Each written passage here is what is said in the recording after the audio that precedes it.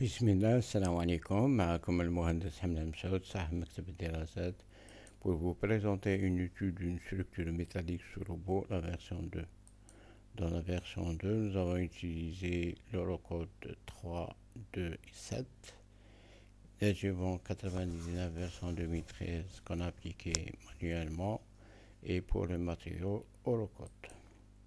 On vous rappelle que la version 1, nous avons étudié la même structure, mais avec les normes CM70, NEGEVON 65, BOL et matériaux français. Aujourd'hui, donc, c'est la partie 18, et on va traiter le chapitre 12, les fondations. Pour les fondations, il y a le sous-chapitre 12.1, sommeil isolé selon l'Eurocode 3, BOL, DTU 13.12 et le matériau, on va utiliser le matériau français. Et le sous-chapitre 12.2, toujours la semelle isolée, mais avec l'Eurocode 3, Eurocode 2, Eurocode 7 et le matériau, on va utiliser également un matériau Eurocode. On se propose donc de calculer une semelle isolée sur le poteau métallique avec les dimensions A, B et H. Donc ici A, B et H. Pour le flux, il est déjà calculé dans les vidéos précédentes. Nous avons ici les dimensions des résultats. Donc 0,57 par 0,36 la section du flux et 0,40 la hauteur. Ma semelle d'une manière générale est sollicitée par un effort normal à un moment et un effort tranchant et également dans les deux sens. Aujourd'hui, donc, c'est le sous-chapitre 12.1, semelle isolée, selon le code 3, BOL, on va utiliser la langue française, et le DTU 13.12 et le matériau français.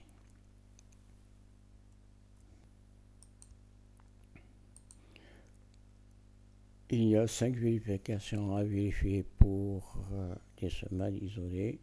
Donc on doit vérifier les contraintes, la surface de contact, le poinçonnement, le glissement et le renversement. La réaction du sol d'une manière générale, il y a 5 cas. Le premier cas, quand vous avez un effort normal seulement, il n'y a pas de moment. Et bien sûr, l'effort normal est centré. La réaction du sol est forcément de forme rectangulaire. Nous avons sigma sol est égal à l'effort normal sur la surface de la semelle et doit être inférieur à la limite égale à sigma sol admissible donné par le laboratoire. Le deuxième cas, quand vous avez un effort normal plus un moment dans un sens ou dans l'autre, là, vous devez calculer l'excentricité E0 est égale à M sur N et vous devez comparer à A sur 6 ou B sur 6. Si E0 est inférieur ou égal à A sur 6, la réaction du sol est de forme trapèze. Vous avez sigma min et sigma max donné ici par sigma 2 et sigma 1 et la formule de sigma max est égale à l'effort normal sur la surface plus 6 fois le moment sur A au carré fois B. Pour la contrainte minimum, donc c'est la même formule sauf ici il y a un signe de moins et vous devrez calculer la résultante de ce trapèze qui se trouve à A sur 4 ici avec cette formule donnée par la BOL, donc sigma 2 plus 3 sigma 1 sur 4 doit être inférieur ou égal à sigma sol admissible. Le troisième cas, quand cette fois-ci 0 est égal à m sur n supérieur à a sur 6 ou b sur 6.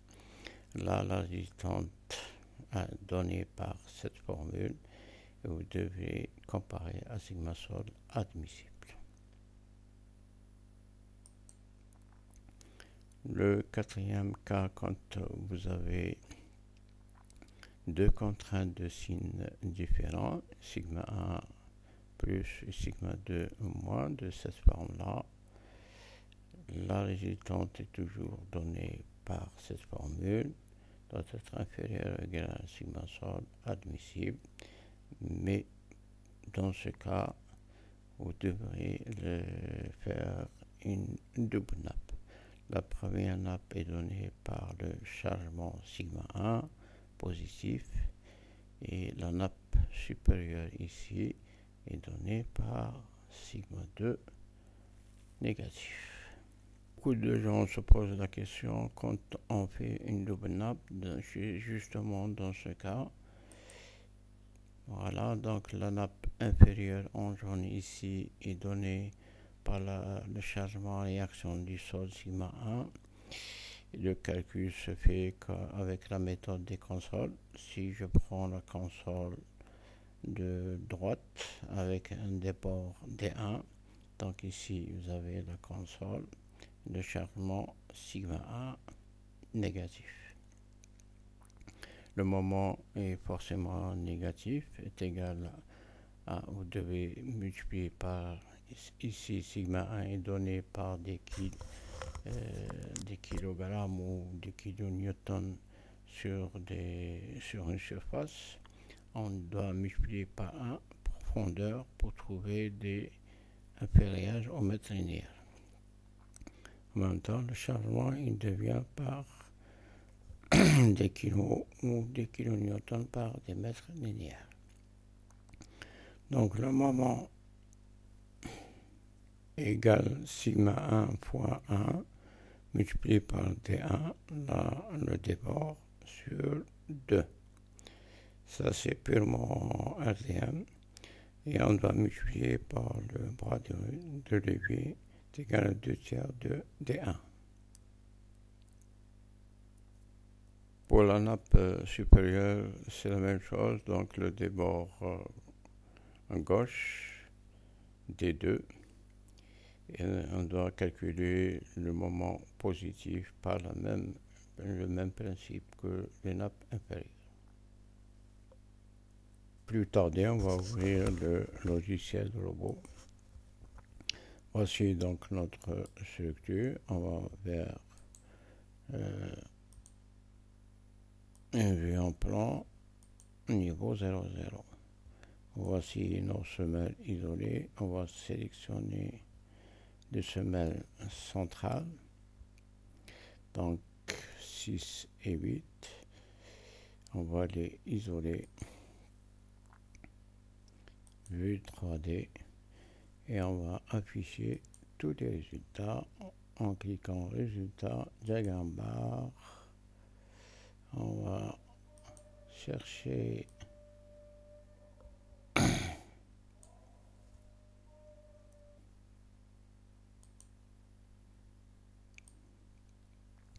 donc la combinaison en lieu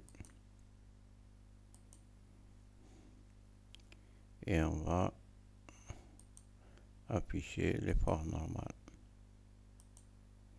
Voici l'effort normal, soit une compression, soit une traction.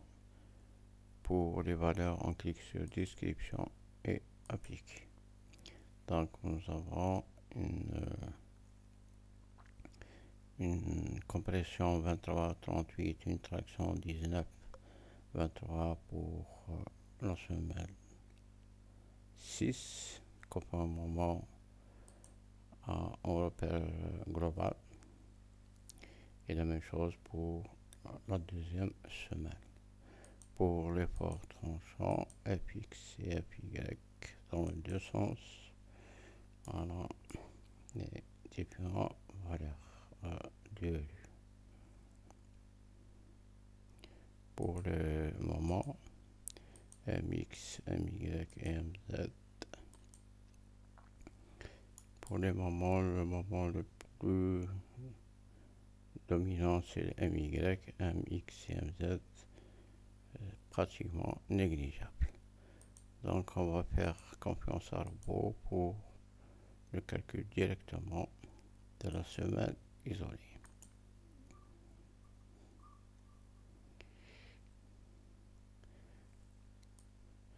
Donc on va sélectionner la semaine 6, on va dimensionnement et faire réel des éléments BA. Toutes les combinaisons, OK. Pour afficher la semaine, on clique sur plus.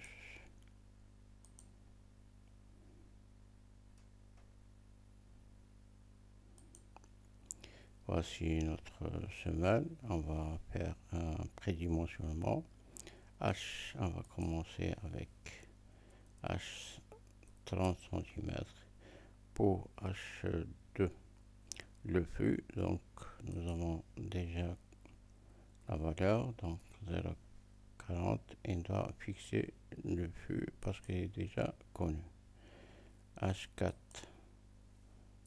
0,10, la section du flux également connue, 0,57 par 0,36, et on veut fixer le flux à l'axe. Pour A et B et H, on va laisser ouvert ici, on ne va pas fixer, on va faire confiance au robot pour le calcul. Appliquer et fermer.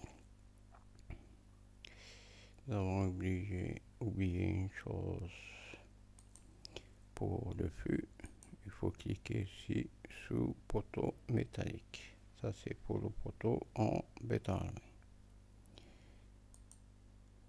Et l'assise ici 0,57 0,36. Appliquer et fermer. Voilà. Et on va paramétrer à présent. Donc voilà. Donc pour les fissurations, nous avons nos 3 cas ici qu'on a parlé pour le règlement POL. Fissuration. Voilà, donc fissuration. Les 3 cas de fissuration prévus par le BOL. On a dit que pour le code, c'est une autre fenêtre à titre de comparaison. Donc on va choisir ici, suivant le rapport du sol, une fissuration préjudiciable et le milieu non agressif. OK.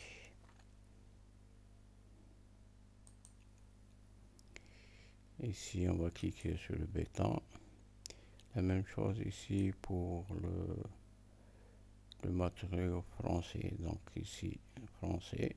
Quand on bascule vers l'Eurocode, ça devient ici Eurocode.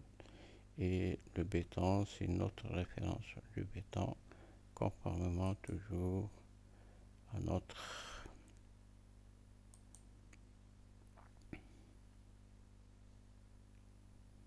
donc ici de B20 à B60.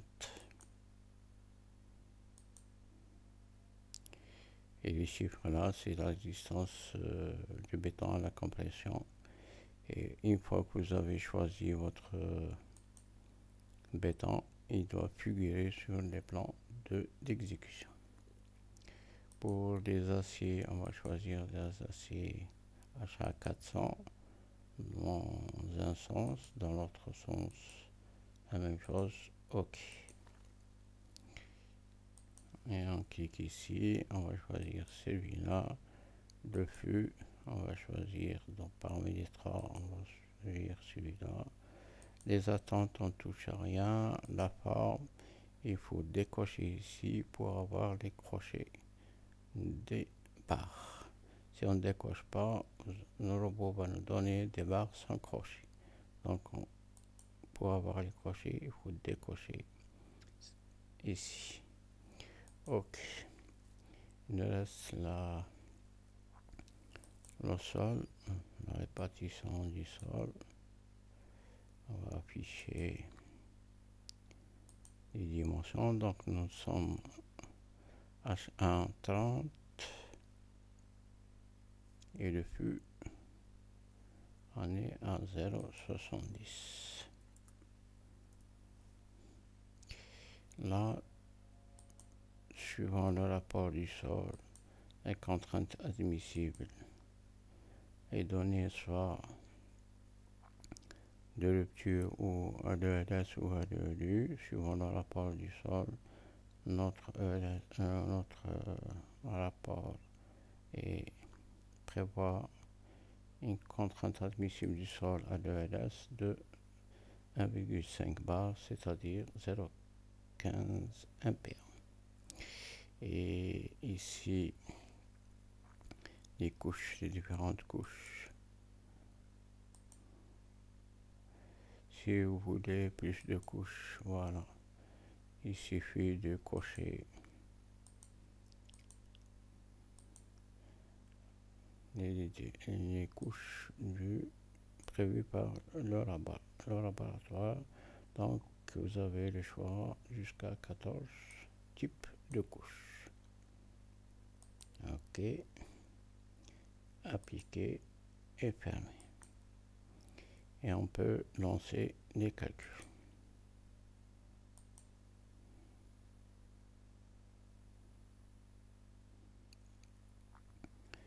Le calcul étant lancé, donc ici nous avons les résultats A 1,90 et B 1,60, H 35 cm.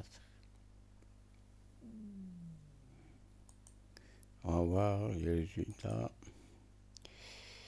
Par exemple ici, dès que je coche ici la charge limite des contraintes, nous avons automatiquement ici la combinaison la plus défavorable. Ici c'est ADE. Et en affichant ici, donc j'ai la contrainte admissible du sol que vous voyez ici en vert. On va zoomer.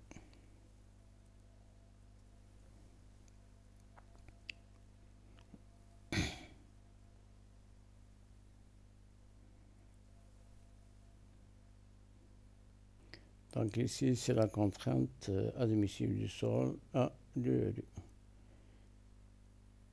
Je reviens au rapport du sol. Nous avons fixé à 0,15 MPa à l'ULS.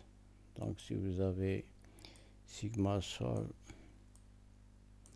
à l'ULS 0,15 MPa, vous voulez avoir sigma sol à 2U, donc est égal à 0,15 sigma sol à l'ULS fois 1,5. Et sigma sol de rupture est égal à contrainte à l'ULS fois 3. Donc voici les 3 cas de figure suivant le rapport du sol.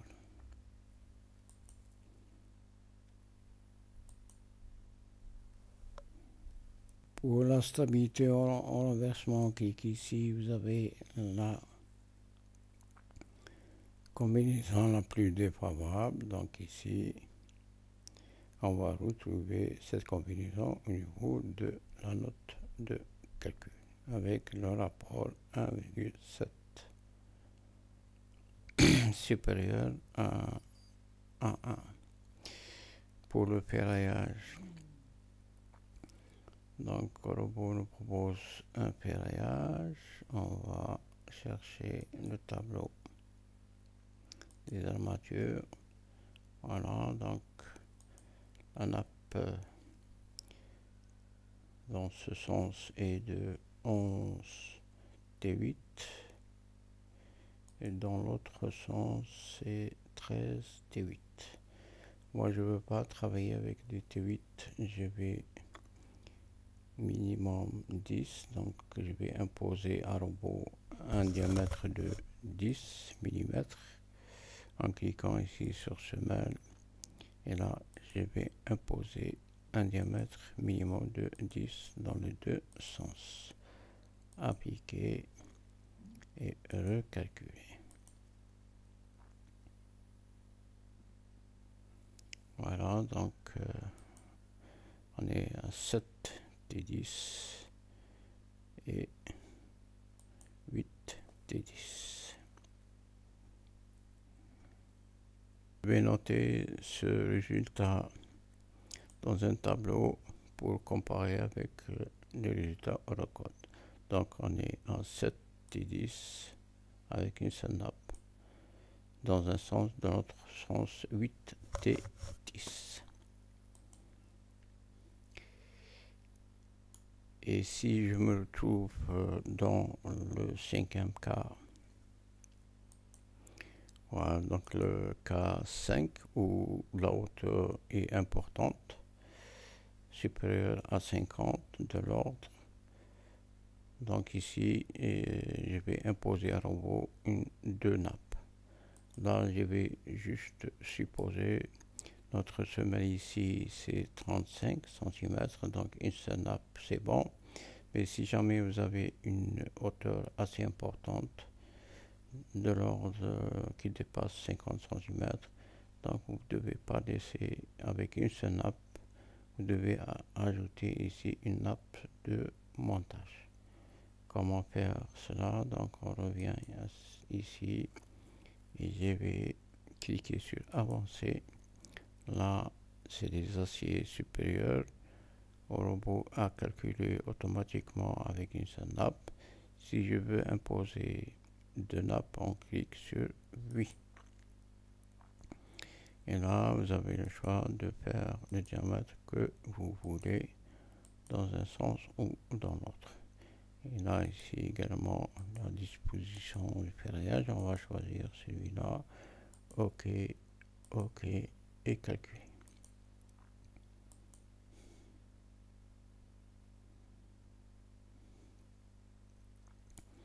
Voici donc les deux nappes.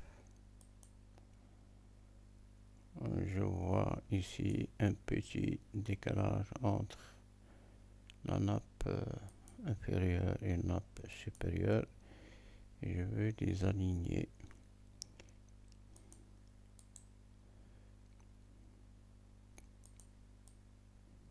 Alors, décalage.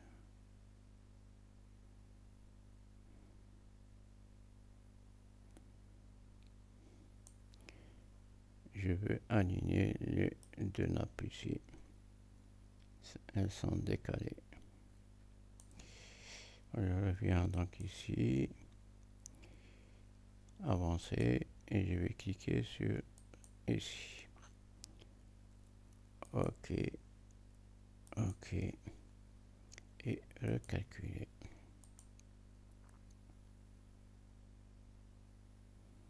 Voilà, donc il n'y a plus de décalage.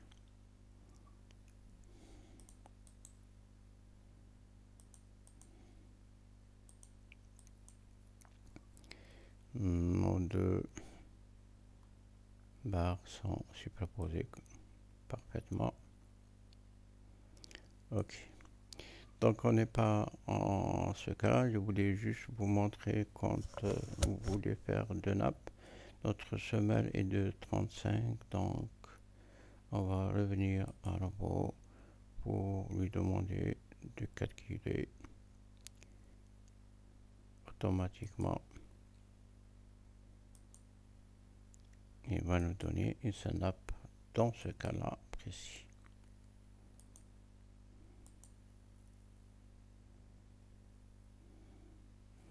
Voilà, donc une synapse 7T10 et 8T10. Pour la note de calcul, on clique sur note de calcul. Vous avez ici, très important, le règlement. Donc nous avons utilisé le DTU 13.12 et le PAL. Quand on bascule vers le code, donc ici ça va changer. Ça c'est les dimensions de notre semaine. Après calcul, les différents cas de combinaison. Et on arrive à la rubrique sol. Donc vous avez ici ELS suivant le rapport du sol. Et quand vous calculez à l'ULU, donc c'est 0,23 ampères. Ça c'est les couches du sol, doit être conforme au terrain réel avec les coefficients. Tous ces facteurs-là vont permettre de calculer la contrainte admissible. Les différentes vérifications, voilà donc QELS et Q de rupture ici. Donc si vous multipliez QELS par 3, vous allez avoir Q de rupture 0,45. Les vérifications du soulèvement, du glissement, du renversement. Voici la combinaison défavorable qu'on a vue pour le calcul du renversement et le ferrage. Donc vous avez nappe dans un sens et dans l'autre sens. 7 HA 10 et 8 HA 10.